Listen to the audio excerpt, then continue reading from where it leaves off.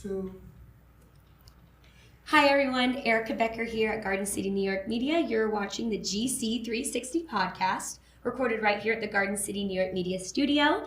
And on the podcast, we talk about everything, and we have some of the most interesting people in Garden City on. So today, I'm very excited to have with me Mr. Andy Atzert. He is the Dean of the College of Professional and Continuing Studies at Adelphi University. So, Andy, thank you so much for Thank being you, Erica, for having me on your show. I really appreciate it. I'm excited. We have so much to talk about. This is going to be great.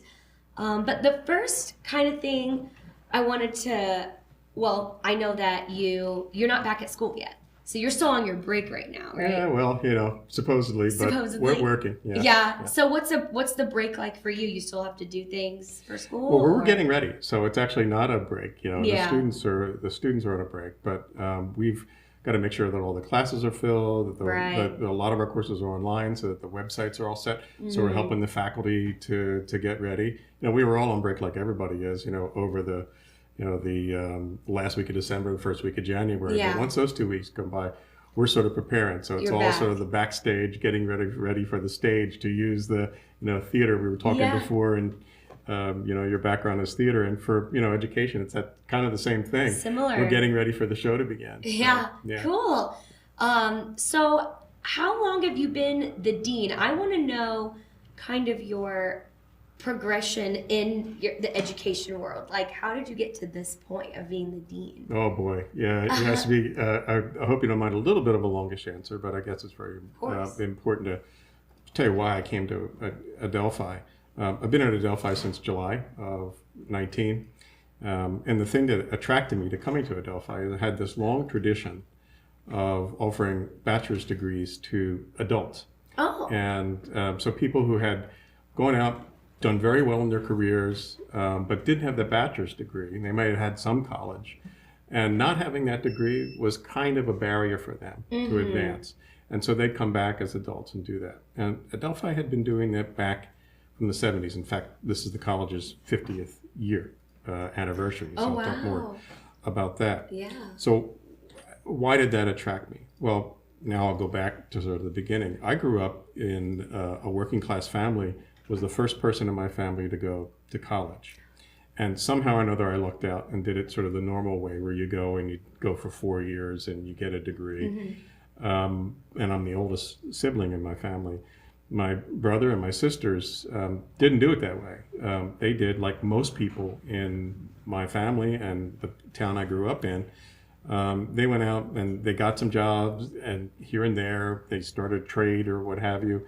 They got married, they had kids, and then they went, I need additional education. And then they had to go back and do it in what I call the hard way. And I saw that, and I knew that many people, in fact, most people, that's how they get their education these days. And so I had went on and had a career after I got out of college in education, in a way to kind of give back, because I was so grateful for what education had done for me. Wow, that's awesome.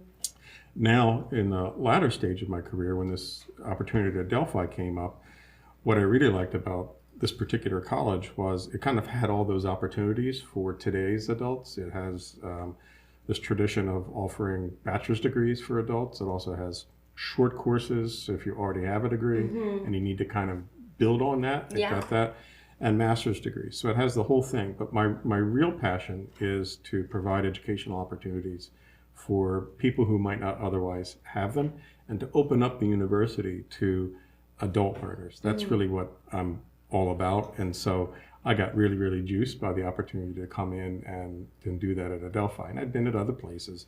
I was at Columbia immediately before I came here. I was at the Wharton School for a while, involved with executive education. I was out in the desert at Arizona State University, which was really fun. At their College of Business, running executive education programs and MBA programs. And I even had a stint in Thailand for a while. I lived in Thailand for 3 years. Teaching all over the place. I was teaching, originally I was a teacher of English as a second language, and kind of morphed over into the administrative side of things, but I was teaching English at a graduate institution there. And so I have a pretty deep background in international education and cross-cultural education as well. So that's a kind of second passion for me. But Adelphi had this great history of an openness to alternative, non-traditional adult learners, and I thought, great, I'll come there and I'll do that. Yeah. Then the pandemic hit, and we all did things in different ways. Of course. That's how I did it. Okay, wow, that's super interesting. So what did you go to school for originally? This is like, I think most parents who have kids in college or people who've been through college themselves can relate. I thought I knew what I wanted to do when I went to college, and what I wanted to do was be involved in just genetic engineering for crops. I don't know why I thought this, but basically be a plant scientist. And so I went to Rutgers University and discovered very quickly that I didn't have very much talent for things like organic chemistry and all those kind of courses. And so this isn't working out. But my English courses were really interesting for me. And happened to take a course in Shakespeare, and it was like the scales were peeled off my eyes. I just couldn't believe. I never was introduced to Shakespeare as a younger person in high school at all for some reason. I guess I didn't go to a very good high school. But the teachers were fantastic in the English department, and I discovered I could write.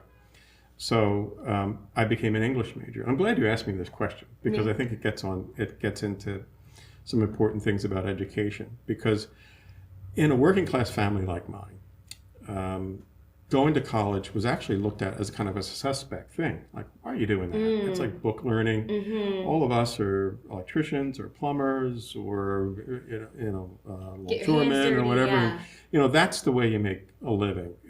There wasn't the talk around the kitchen table about what college you're going to go to. It was more like, if you're going to do something, make sure it gets you a job. Make sure you go out. And in the world that I came from, getting a job was that kind of a job, working with your hands. And so when I went to college, people kind of went, okay, but is that going to get you a job? And so my answer was, plant scientist. I'm going to write. When I changed to English, I'd be all right. Like, maybe I'll be an editor. Well, what's that? Just people didn't really have a great. And the fact is, I didn't either. I had no idea. And I don't know why I thought this way, but I just thought, to hell with it. I have got this golden opportunity. I didn't come from a rich family, far from it, and I was given a full scholarship to go. Wow, that's awesome. And I thought to myself, rather than waste this on vocational training, why don't I just use this as an opportunity to sample all kinds of things? Right? That's so crazy. Smart. And so that's what I did. Well, I don't know. I think it was pretty nuts, actually. But it was a good instinct. Yeah, and I'm so glad that I did that, and I really did not have a plan. Honestly, I didn't. I'll just figure it out. And I took whatever I liked, basically. And I thought, if I do that, I'll fall into something that I'm good at, and I'll figure it out. And that's kind of what happened. So I became an English major and went on to become an English teacher, in part because of that. But that was good. And then went into education and teaching English because of that. But it really wasn't a plan. It was something I fell into. I think I'm really glad that you said that, because I think that in my generation, it's very much like, where are you going to go to college? Like that was the world I grew up in. It's like, where are you going to go? What are you going to study? And I think that there's a little bit of a issue with, I was rare that I knew at a young age exactly what I wanted to do and what I wanted to study. And I knew already, really young, but that's not normal. A lot of people, even when they're about to go to college, I think a lot of people don't know exactly what they want to do. That's right. I think especially now. And so I've noticed with other friends and some of my siblings, they're kind of like, they kind of felt bad that they didn't know exactly what. And I think, no, I think do exactly what you did is the smart thing to do. Just go and take things, and you will find something that you like.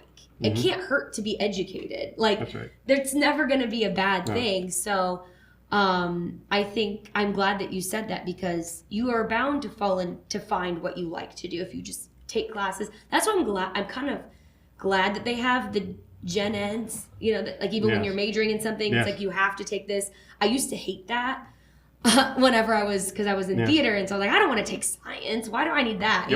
But it's kind of good to have some of those Yep. other things going on to Yeah. be well-rounded. So I'll bring that up to the present because I think that's exactly right.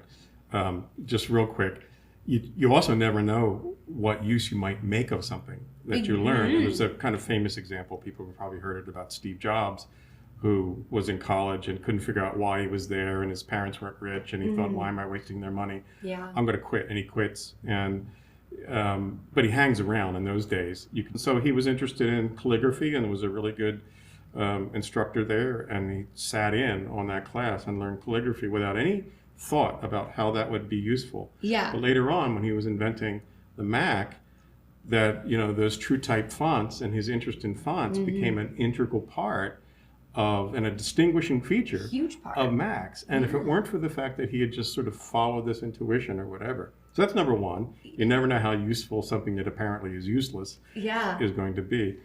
Number two, about back to gen ed, general education requirements and the breadth of education. A lot of people today even make the mistake, not unlike I think the people around my kitchen table and people in my old neighborhood where I grew up, like, only do what's useful, and what's useful is what gets you a job. And so even today, you hear a lot of people talking about education as, well, you need to do something in science or medicine. Some of that's true, right? Like study analytics or study something that's going to get you a job. You need a skill. Yes. But I've spent a lot of time as a part of my work talking to employers. And what they say actually isn't that. If you ask most employers, and we've done this, we've done surveys, you say, what do you want in, what do you most need and what you're not seeing in people that you hire? Yeah. They don't say, I need somebody who can do analytics or code or understands digital. Yes, they all want that. Yeah. They can teach you that. What they want are people who are able to communicate, who are able to collaborate, who are able to think critically, who are able to do those things. Yeah. And guess what? That is what a good liberal arts education has always aimed for. And so one of the most practical things is all of those general education courses, because they're the things that get you that kind of connective tissue between all the other courses that you take. And those are the things that our employers are asking for. It's what's called, there's this idea of a T-shaped person.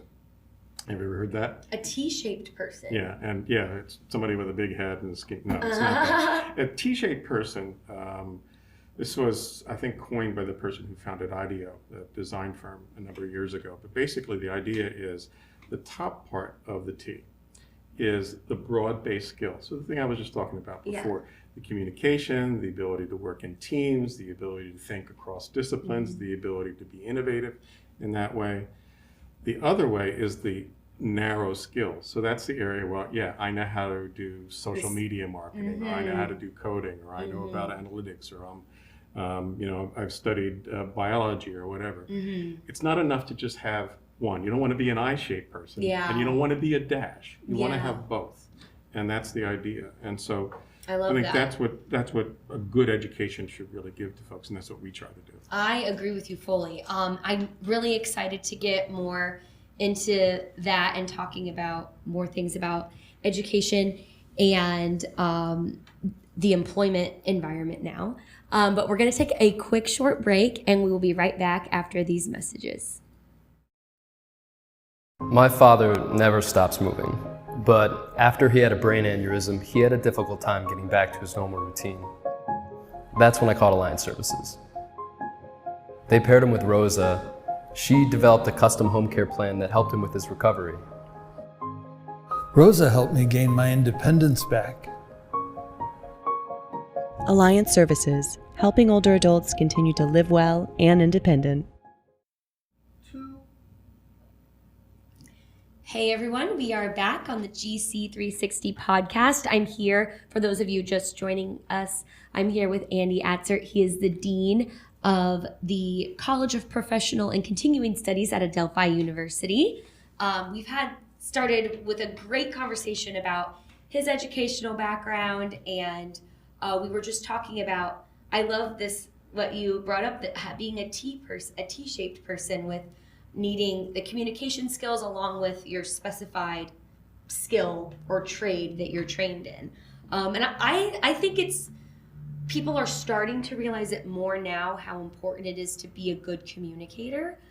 I've noticed that a lot, that there are even, not necessarily inside of a college, but there are courses being offered on team building and communicating helpful, like in a healthy way, and emotional intelligence. And I'm really glad that these things are starting to take kind of a forefront, because I think that to build a business, or to be a good business person, or to move up in your career, you have to work well with people. Yes. No matter what. Like, even if you want to kind of be a hermit and have a kind of job like that, but if you want to really like be successful in your own right, collaboration is it. I mean, none of us succeed on our own. No, we're humans. You do that with others, and all great organizations become great, not because of one individual genius, but the way in which they can leverage the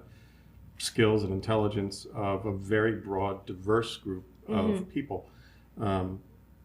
Research that I do, the academic research I do, is about cultural intelligence and diversity. And I'm finishing up a study now of global virtual teams. Cool. And at diversity on global virtual teams. Wow. And what all the research says, including the research that I'm finishing up, is that a diverse team of people can always outperform a homogeneous group of people, but only if they know how to leverage the diversity and work together. If they don't, and you get these factions that form, they actually perform worse than a homogeneous group, because they splinter, they fracture. And so diversity is an asset, but it's an asset that you have to learn how to use. And so the reason I bring that up in relation to what you said is that no one person is good enough to make a group work well. You have to have that teamwork, and you have to have a diverse team, and then you have to know how to make that diverse team work. So one of the things that we do at my college is we have programs that help individuals and groups to do exactly that, to be able to work well together. That's awesome. Yeah, you mentioned that you have some programs, I think they're geared towards working professionals, some programs that you have going on right now. Are they specifically for, you were talking about like adults coming back to college, it specifically is for those people? Yeah, and the way I think of our offerings are in three areas, and one of them is the area which is the tradition of our college, the legacy where we started, which are adult bachelor's degree completion programs. And these are important. I mean, right now in the U.S., there's, depending on what figures you look at, there's somewhere between 36 million and 40 million adults who have some college but no degree. And I'll get to the other two areas in a second, but this is the one that I'm passionate about, so it's the one I talk about the most. And I think it's the one that a lot of your listeners and viewers can relate to as well. Sure. Not everybody, most people, about 45% of people who start college don't finish. And maybe they'll come back and then they don't finish again. Yeah. And so you have this large, tens of millions of people in the United States who have some college and no degree. And the research also is very clear that has an economic impact. Or the other way to look at it is, once you get the degree, you increase your earnings potential by hundreds of thousands of dollars over a lifetime. And so making sure that we have a way for people to easily come back as an adult, come into college and balance that while they're working, while they're raising kids, while they're doing elder care, all of the things that adults have to do in their lives. Studying is even a harder thing to do. So we've put together programs that, we're not the only ones, other universities are doing this too, to meet the needs of this very important group of people. So the second area is, if you've already completed college, everybody who's done that knows that that's not enough. The world is changing. You can't just, you're going to out 4 years and out, and that's it. I'm done with education. Things are changing so fast. Education never ends. So, I don't think. Lifelong learning, that's the idea of continuing education. That's why we have that in the title of the college. We have short courses for people who want to come back and kind of tank up on the latest and the newest things that they could learn to advance their careers. And then we have traditional master's degrees as well at Adelphi. We have one in emergency management, and then I'm building some others. So people who want an advanced degree can also come and get that. So it's really those three things. That's cool. Complete a bachelor's degree, do continuing education if you've already got a degree. If you want to go beyond a bachelor's degree for a master's degree, to do that.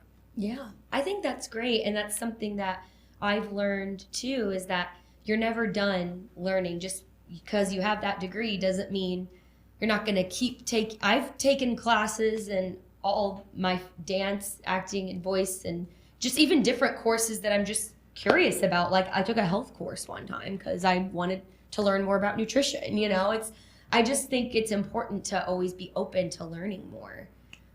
So I love that you guys offer that to people. That's great. It's really necessary. Now, the employers know this, and this is why employers have their own training and development programs. And many of the employers here on Long Island have spent a lot of resources and a lot of time developing internal training programs for their people. What's really interesting to me about today's environment and the work that these companies are doing is how we can help them and cooperate with them in that learning. Because, as I said before, with the T-shaped person, they're pretty good at the I part of the T, right? Yeah. They can train folks to do that. But what about the other parts that complement that? Now, if you've already gotten a bachelor's degree, maybe you've got some of that, but you always need to improve those things. Yeah. And so those are things that we can help with. But there are so many interesting experiments that are going on now in the field of education. I really feel like we're in a kind of golden age of experimentation right now. Yeah. So I'll just give you a couple examples. IBM has partnered with some universities, and we're one of them, to be able to offer employees of companies, their employees, an opportunity to get credit for courses that IBM creates. Oh. Get university credit. Cool. So the idea, and this is not the only one of these, but the idea is if you go through a company training program, the company can actually work with the university for the university to analyze that course to see what its equivalent is in terms of credits for college. Right, yeah. And so if there are people in a company that want to get a college education, whether it's a graduate degree or whether it's an undergraduate degree, this kind of cooperation between a company and a university can mean that a person can kind of kill two birds at once, right? Yeah. They can just kill two birds with one stone. They can go do their company training and get some credit for that at the university as they complete a degree, whether it's a bachelor's degree or a graduate degree. Yeah. That's good for the company, that's good for the employees, but I'll also say it's also good for universities because things are changing so fast that universities really can't often keep up in terms of the curriculum with the way in which things are developing in the commercial world. And universities and companies have always cooperated in these ways with research labs. But with curricula, doing this kind of cooperation with a company on its internal training can help us with our training, with our curriculum as well. So we can learn from companies and they help our program. So that's a mutually beneficial. It helps you guys too. cooperation. Yeah, that is great. I was going to ask you about that too. With the way that this, I feel like when you said we're in the golden age of experimentation, I feel like it's like that not just in education, but just in a lot of things in the world right now. Like I feel like the career world is very interesting right now. People are running their own businesses from their house and making millions of dollars, and like people are making money being a YouTube person, and people are it's just kind of wild out there. Yep. So how, I was gonna ask, how is Adelphi, like in your personal experience, how has that been keeping up with this change? What we see as an opportunity, both a challenge and an opportunity. It's changing so fast that we have to work hard to keep up with it. But In some ways, what we do is, and anybody who's in business would be familiar with this, we're responding to an educational market, and we approach that market in the same way that any business approaches their market. So we have to keep up with the market research, and we look at labor statistics. We look at what kind of jobs are posted. We have services that are available to us that actually do sort of crawl the data of job postings so that we can see what kind of skills and degrees and certificates or whatever being required by employers for certain kinds of jobs. And then we try to be ahead of the curve and offer things that meet employer demand, but we have to survey the market just like anybody else does. And think about, as Wayne Gretzky said, don't skate to where the puck is, skate to where it's going, like where are things heading, right?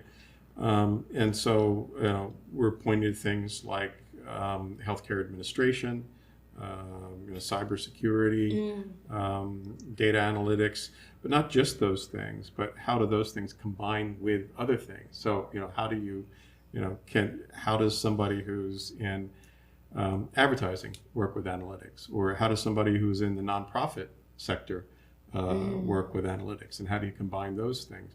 Because these advances in technology and in healthcare aren't just in those fields, they're actually affecting other industries too. And so entirely new jobs are being created all the time. Yeah. And it's just a lot That's of, what it seems like. we have to have an outward focus. I spend about 20% of my time, probably more this year, just talking to employers and just going out to see what their needs are in terms of learning and development with employees. And just this week, when was it? Today's Wednesday. It was just yesterday. I was at an event at the New York Athletic Club. Chuck Schumer was there talking. There were lots of people in the business community there, and I happened to sit at a table with a really great group of people. One of them owns the biggest, what do you call it, an open kitchen? I hadn't heard of this business before, but it's kind of place, right? So I mean, basically, during the pandemic, a lot of people, this is what he told me, a lot of people said, what am I going to do? I want to do something new in my life. A lot of people thought food business. Yeah. And so, but they couldn't afford to have a kitchen of their own. And so they, entrepreneurial thinking, they rent space in this sort of open kitchen. It's this huge place that he's got. I never heard of that, right? Yeah. So it was so cool to think about this, right? And so he's got this business, which I never even imagined would exist. People who know about this will say, well, you just don't know. We've had this a while, but it sounded all really, really new to me. So that's what I do. I mean, I go out and talk to people and kind of find out what's new. And this person also was doing the same thing. He was very much aware of how people's ideas of employment and how to make a living change. And he was doing something in his space to help those folks. And that's what we do too. I think that would be interesting to go out and talk to different people, employers, and see what they're looking for. Yep. So if anybody out there wants to chat with me, you can do that. Yeah, definitely. Yeah. That's so interesting. Wow. And it also makes me think about kind of going back a little bit to talking about getting a degree, and if you don't know what you want to do, or should you go? There has been kind of a debate going on about if you really need a college degree. That's right. Because there have been people who have been successful. You mentioned one of them earlier, who didn't finish college. He quit. And there's a few. I mean, Mark Zuckerberg did that, right? There's several others. And there's people on Instagram that I see now who are doing business, and they're like, saying you don't need a college degree. So how do you feel about that? Well, it's interesting that those companies that were led by those folks have a college degree requirement for a lot of their job postings. And so they know themselves that they're the exception and not the rule. But I actually agree in the sense that, as I said before, I come in this country to be fair to those folks who are saying, is the college degree worth it? We've overemphasized it in a way that doesn't make sense. Whereas in other countries, Germany is one of them, maybe the best example. They have great other ways of paths to a career that involve apprenticeships and all kinds of training. And the truth is, if you look at some of the economic statistics, a lot of folks would be better off becoming a bricklayer or a mason or a drone operator Yeah, or whatever, or and- some kind of skill that doesn't require a full college degree. And you can still have a need good job. those people. Yeah. Like, yeah, we need those people to do those things. And I guess, too, going to what you said about, like, in Germany, they have other ways of learning. I think apprenticeships and internships are some of the, at least for me, that I learn well by doing. So if I like can shadow somebody for a little bit, then I could probably do what they're doing. You know, that's how I'm a hands-on kind of person. Yeah. So I do think that that's kind of like an interesting way to put it, but also I'm glad I have a college degree. Exactly. I am glad I Yeah. do, you know, Right. because it doesn't hurt. I Right. can still continue, like you said Right. too, I can still continue educating in whatever other places I want to. Right. And I think, you know, in a fair, just society, what we want to move for is to not to make it possible for people to do both, to not have one or the other. That it's not exclusive. Like, you know, if you go down this path and later you want to decide to go in the other direction, you can do that, right? And that isn't frowned upon, that it's encouraged. And so I think we're seeing more of this. A lot of us who are in higher education are looking at pathways, or what are called stacked credentials, where you might start out in a vocational area, but some of that would later count toward a college degree if you wanted. And so you can kind of do it in this kind of stepwise approach. And as I say, we don't really have an articulated way of doing that in this country as it is in other places, but this is an enormous country. Yeah. And you know, that's part of what makes it so great, but it's very chaotic in terms of the educational system and the credentials. I just saw a report the other day that there are over 1 million different kinds of credentials, educational credentials, that are offered in the United States right now. Gosh, that's People are trying to overwhelming. make sense of them for years. But providing people with opportunities, saying, why not go become a bricklayer or a baker, and then later on become, you know, somebody who's in a managerial role in a company that has, you know, in construction or, you know, in publishing that has to do with food. Why not? So opening up these kind of pathways, not stigmatizing people who choose to work with their hands or choose to do a vocational thing, making that as noble a kind of work, because it is, as everything else. And then employers are getting smarter too. You know, college degree used to be a proxy for saying that a person was educated. Yeah. I think what you're referring to is employers waking up and saying, wait a minute, maybe just because a person has a college degree doesn't mean that they have all the skills that I need. Maybe I can start. So the famous examples are, Google's hiring people right out of high school who do coding, right? That's a bit overblown. If you look at their job postings, they're still requiring college degrees for a lot of their jobs. And again, it goes back to what I said earlier. They want people with that connective tissue too, and oftentimes it's that. One final thing I'll say about it is, you know, I said that I had the opportunity to discover Shakespeare, discover Chaucer, discover how to, you know, a course in beekeeping, you know, that I liked. That shouldn't be for the privileged few who get the opportunity to go to college. Everybody should have the opportunity to explore in that sort of way. And so making a broader college education available, even to people who to choose to pursue a vocational area, is very, very important. W.E.B. Du Bois talked about this in his essay over a century ago on the education of black folk, when there was a debate about, you know, how do we, you know, this is when, you know, HBCUs were coming into the fore. Yeah. And his argument was, because there were people who were arguing, like, just make it about getting jobs. And he said, no, equality means it's not just vocation. We don't want this, that. Yeah. We want access to all the other parts of education as well. I think that's still true for everybody. We should make sure that everybody has access to a full college education. Even if you don't need that for your career, it benefits your life as well. And find ways to make that affordable. Yeah, I think so. So you guys are currently, I guess, probably still I know that that's been in the works and in talks. I've heard it for years. So I'm sure that's a long way to go. You mean Making it affordable That's right. and more accessible to more people.